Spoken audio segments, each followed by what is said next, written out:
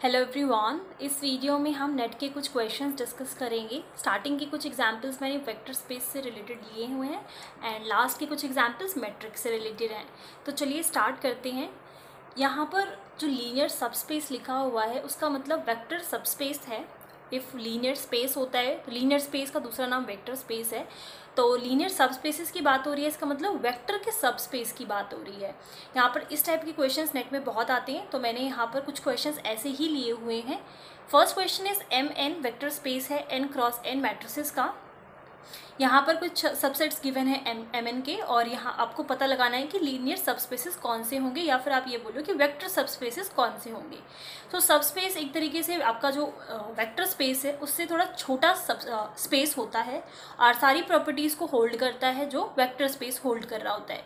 जो प्रॉपर्टी आपको शो करनी होती है सबस्पेस के लिए वो होती है alpha u plus beta v belongs to that particular subspace, ठीक है।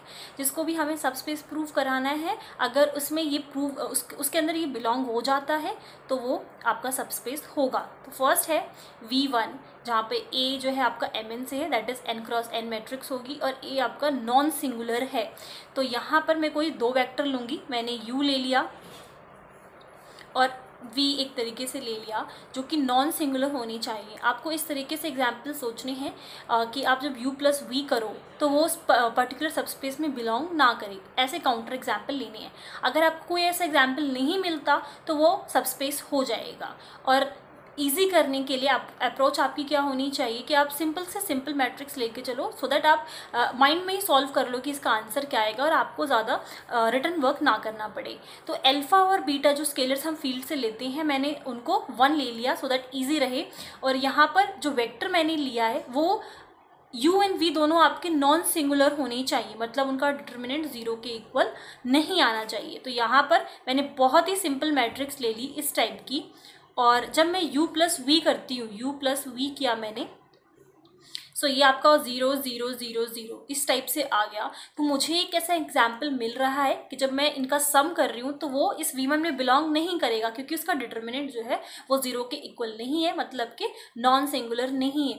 0 के इक्वल आ रहा है, दैट इज सिंगुलर। सो ये V1 में बिलोंग नहीं कर रहा, और अगर ये V1 में बिलोंग नहीं करेगा तो V1 जो है वो सबस्पेस नहीं होगा, ठीक है। नेक्स्ट V2 के लिए करते हैं। V2 के लिए मुझे दो वेक्टर्स लेने हैं U एंड V, और इस तरीके से लेंगे कि जो डिटर्मिनेंट है वो 0 के इक्वल हो। तो मैंने यहाँ पर ले लिया 0 0 0 1 1 0 0 0, ठीक है। और जब मैं U प्लस V निकाल रही हूँ तो ये इस तरीके से आ गया। तो इस वे में आपको सोचना है कि जो आपका वेक्टर उस सबस्पेस में बिलोंग ना करे। अगर आपको ऐसा कोई एग्जाम्पल मिल जाए तो यहाँ पर अल्फा और बीटा दोनों ही मैंने 1 ले रखी है, U प्लस V करा, तो ये आपका इसका डिटर्मिनेंट 0 नहीं मिल रहा, और ये इसका मतलब V2 में बिलोंग नहीं करेंगे, तो ये भी मेरा रॉन्ग हो गया। V3 के लिए बात करते हैं कि जिसका जो ट्रेस है, मतलब कि जो डायगोनल एलिमेंट होंगे उनका सम जो है वो 0 के इक्वल आना चाहिए। सो प्रॉपर्टी मेरे पास थी alpha U plus beta V belong करना चाहिए आपका V3 में। तो मैंने ले लिया अल्फा। ट्रेस ऑफ U में मैंने ले लिया ट्रेस ऑफ कोई भी, मैंने सपोज करो ले लिया A and B vectors matrix ले ली, तो trace of A plus beta trace of B इस टाइप से ले लिया। तो ट्रेस ऑफ A, ये जो वेक्टर्स मैंने A और B लिए हैं वो मेरे V3 से हैं। इसका मतलब ये कि उसका जो डिटर्मिनेंट होगा वो 0 के इक्वल होगा। ये 0 के इक्वल हुआ तो ये पूरा 0 के इक्वल हो गया। ट्रेस ऑफ B भी 0 के इक्वल होगा तो ये पूरा 0 के इक्वल हो गया। दैट मीन्स इसका जो आंसर आएगा वो 0 आएगा, that is trace of that particular element मुझे क्या मिल रहा है, 0 मिल रहा है। तो ये जो V3 है वो मेरा सबस्पेस हो जाएगा, this will belongs to V3, so this is correct. Next is V4, उसमें BA टाइप के एलिमेंट है। इसमें A जो है अब आपका MN से ही बिलोंग कर रहा है, B कोई फिक्स्ड मैट्रिक्स है ऑफ साइज N। तो यहाँ पर ये आपका V3 के लिए हम कर रहे थे, this was for V1, this was for V2, now for V4। तो यहाँ पर मैंने ले लिया एक BA1 U ले लिया इस तरीके से, V ले लिया BA2, ठीक है। तो और मुझे जो आंसर मिलना चाहिए alpha U plus beta V, अगर मेरा ये V4 में बिलोंग कर जाता है तो वो सबस्पेस होगा। तो alpha BA1 plus beta BA2 this is equals to alpha, यहाँ पर BA1 एंड BA2 ये जो है इसमें से मैं कुछ कॉमन ले सकती हूँ, that is B। So B मैंने यहाँ पर कॉमन ले लिया तो क्या बचेगा, alpha A1 then beta A2। ये आपका ऑलरेडी वेक्टर स्पेस है, because alpha A1 plus B, ये जो A1 एंड A2 है यहाँ पर मेरा A1 एंड A2 वो मेरा Mn से बिलोंग कर रहा है, ठीक है, वो वेक्टर स्पेस है। तो इसको मैंने कोई अलग नाम दे दिया, दैट इज़ A3। इसकी फॉर्मेशन देखो यहाँ पर, this A3 is equals to alpha A1 plus beta A2। इसकी जो फॉर्मेशन है वो भी मुझे इसी टाइप की मिली है, B यहाँ पर A3 है, जो A3 है वो भी मेरा Mn से ही बिलोंग करेगा। सो ये जो है मेरा दिस बिलोंग्स टू V4, तो ये भी मेरा सबस्पेस हो जाएगा। सो this is also correct. For A and B आपके यहाँ पर रॉन्ग है, V3 एंड V4 करेक्ट है।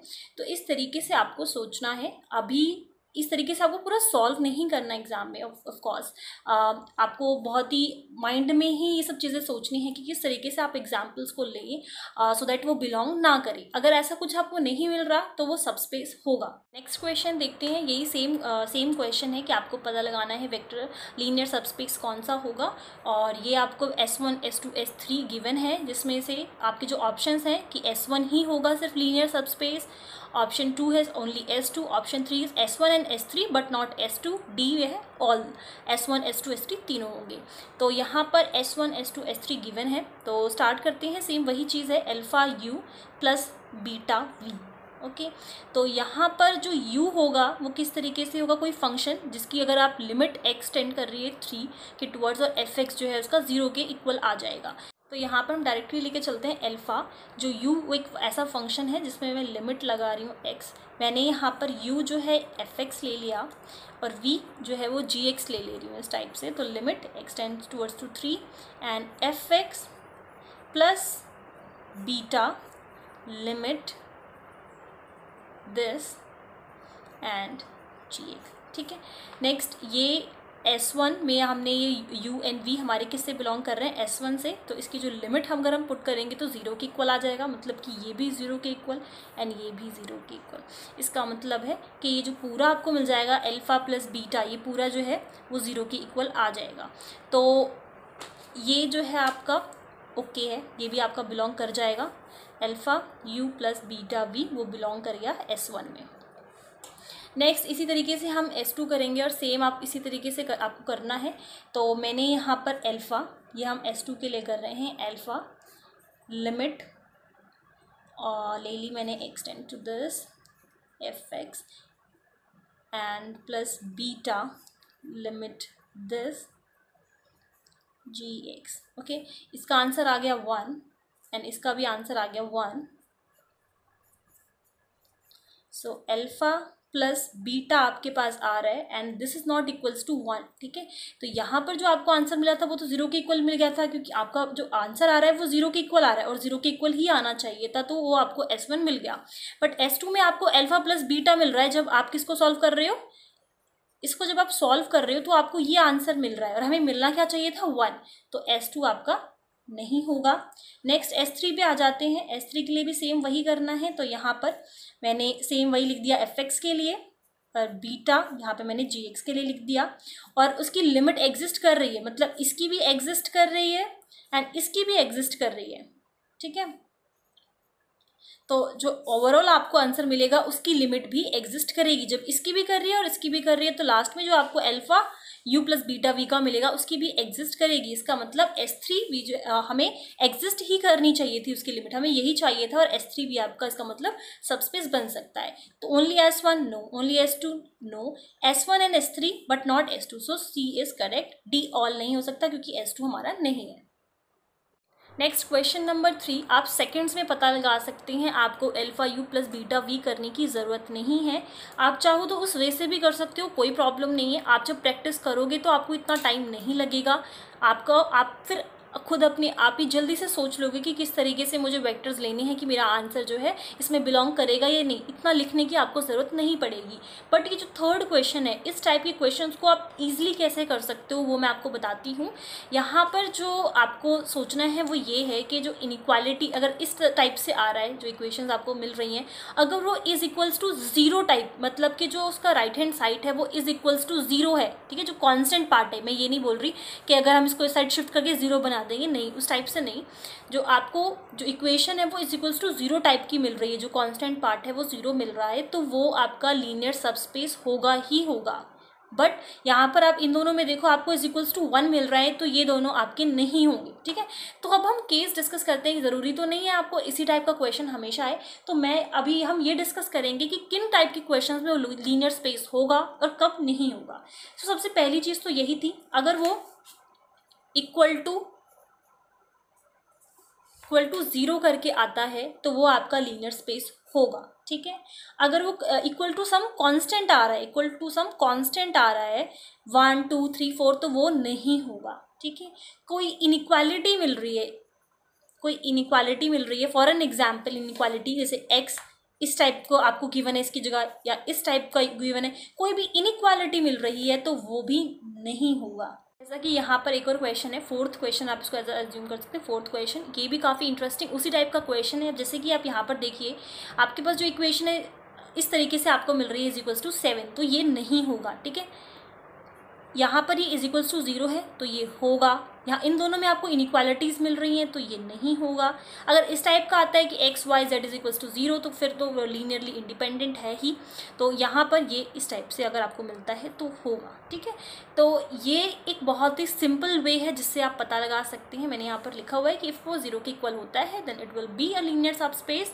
अगर कोई इनइक्वालिटी है तो नहीं होगा, ठीक है। तो इस टाइप से आप इन क्वेश्चंस को सॉल्व कर सकते हैं। अदरवाइज जो फर्स्ट जैसे कि मेथड हम अभी तक कर रहे थे alpha u plus beta we, उस वे से भी आप कर सकते हैं, कोई प्रॉब्लम नहीं है। बट इन टाइप के क्वेश्चंस में ये सबसे बेस्ट वे है। मैं इस क्वेश्चन को इंक्लूड नहीं करने वाली थी बिकॉज इसको मैं ऑलरेडी डिस्कस कर चुकी हूँ। जब मैंने लीनियर अलजेब्रा के नोट्स लेक्चर दिया था तब मैंने इस क्वेश्चन को डिस्कस किया था। बट इफ़ हम वेक्टर स्पेस के बारे में बात कर रहे हैं तो ये क्वेश्चन काफ़ी अच्छा है, तो इसको भी देख लेते हैं कि वेक्टर यहाँ पे जो स्पेस है आपका n² मैट्रिक्स है और गिवन है लोअर ट्राइंगुलर अपर मैट्रिसेस हो गई, या फिर स्केलर मैट्रिसेस हो गई, सिमेट्रिक मैट्रिसेस हो गई, और भी एग्जाम्पल्स हैं इसके। तो इनमें से कौन सा सबस्पेस बनेगा और कौन सा नहीं। नेक्स्ट आपका स्क्यू सिमेट्रिक है, डायगोनल है, सिंगुलर है। तो ये काफ़ी इंटरेस्टिंग क्वेश्चन है। इसको आप सेम वही चीज़ें इसमें भी अप्लाई हो रही हैं और ये आपको पता होना चाहिए। जैसे कि सिंपल वही है, alpha u plus beta we वाला कॉन्सेप्ट है। हम अल्फा और बीटा हम 1 लेके चलते हैं सो दैट हम इजीली इसको सॉल्व कर लें। यहाँ पर अगर आप लोअर और अपर ट्रायंगुलर मैट्रिक्स लेते हो और उनका सम करते हो तो फिर से आपको जो मैट्रिक्स मिलेगी तो वो लोअर ले रहे हो तो लोअर होगी, अपर ट्रायंगुलर ले रहे हो तो अपर ट्रायंगुलर होगी, ठीक है। तो फर्स्ट जो आपका ऑप्शन था वो करेक्ट होगा, वो आपका लीनियर सबस्पेस होगा। सेकंड आता है स्केलर मैट्रिक्स, जिसमें डायगोनल के एलिमेंट जो होते हैं वो आपके सेम एग्जैक्टली वही होते हैं, ठीक है। तो यहाँ पर जब आप स्केलर मैट्रिक्स को ऐड कर रहे हो तो आपको जो मैट्रिक्स मिलेगी वो सेम मिलेगी। एक आपने 2 2 2 इस टाइप की ले ली, दूसरी जो आप मैट्रिक्स ले रहे हो उसमें हमने 2 की जगह 3 लिख दिया। जब आप सम करोगे जो आपको नई मैट्रिक्स मिलेगी उसमें यहाँ पर 5 5 होगा, वो भी एक आपकी स्केलर मैट्रिक्स ही होगी।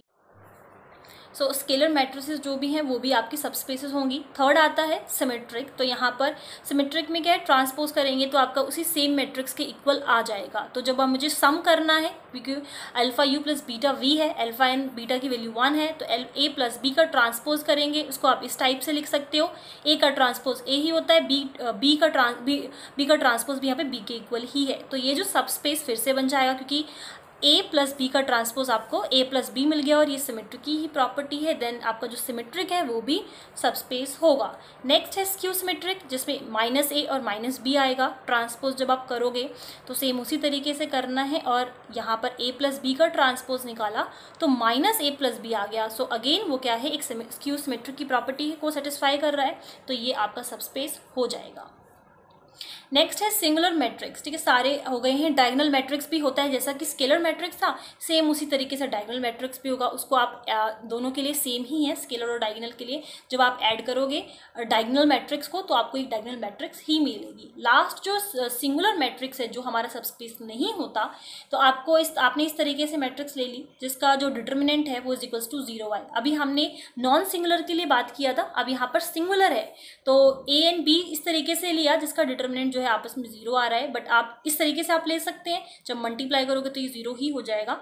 देन a प्लस बी करेंगे बट तो ये आंसर जो है जो आएगा वो होगा 4723, ठीक है। तो जो इसका ज़रूरी नहीं है आंसर, जब मैं सम करूँ तो मुझे सिंगुलर मैट्रिक्स ही मिले। तो सिंगुलर मैट्रिक्स आपकी वेक्टर स्पेस सब स्पेस नहीं बनेगा, ठीक है। तो ऐसे आप एग्जाम्पल्स को देखेंगे तो इससे आपको आइडिया लग जाएगा, आपको इतना सब कुछ करने की ज़रूरत नहीं है। तो यहाँ पर आपको पता लग गया होगा। अब अगर कोई नेमिंग मैट्रिक्स है तो आंसर क्या होगा, और अगर कोई फंक्शन टाइप का है तो किस तरीके से करना है, अगर आपको किसी इक्वेशन टाइप गिवन है तो किस तरीके से करना है। सेम कॉन्सेप्ट है alpha u plus beta we. इसी तरीके से नेक्स्ट वीडियो में हम नेट के जो क्वेश्चंस है उसमें मैट्रिक्स और टॉपिक लेंगे और उसके कुछ एग्जांपल्स डिस्कस करेंगे।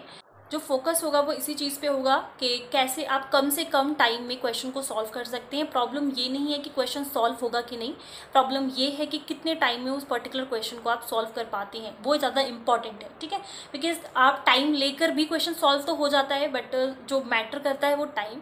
तो कोशिश यही रहेगी जो नेक्स्ट एग्जाम्पल्स होंगे उसको इस तरीके से हम सॉल्व करने की कोशिश करेंगे। आपको पता होना चाहिए कि किस तरीके से अप्रोच होनी चाहिए क्वेश्चन को सॉल्व करने की, जैसे कि वो कम से कम टाइम में सॉल्व हो सके। तो नेक्स्ट हम मैट्रिसेस के ऊपर डिस्कस करेंगे। Thank you.